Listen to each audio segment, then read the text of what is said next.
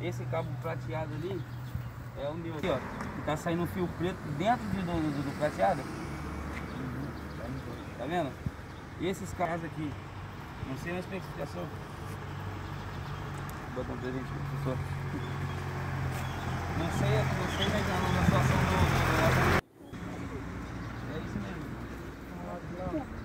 Tá vendo a pontinha descascada lá? Eu ia poder identificar o neutro. Mas se eu der um piquezinho, vou identificar o neutro. Entendeu? Porque o cara quando vem ligar tem que estar identificado. Pode ser a mesma coisa, mas tem que estar identificado, senão ele não liga. Entendeu? Ali, ó, aterramento chegou e emendou no neutro, tá vendo? Ó. Acho que viu? Exatamente. E os três nas pontas. Olha que montagem. Eu acho que isso aqui é uma parte da elétrica que é top. Esses três pretos aqui é fase. É fase. O neutro é o descascado. O neutro é o do meio, sempre os do meio. Entendeu? Alguma dúvida, gente, sobre isso? Olha, prensa cabo lateral, aterramento e a saída. Aqui a saída está assim porque o relógio tá, o disjuntor lá dentro, mas ele poderia estar aqui também a caixinha de fora. Entendeu?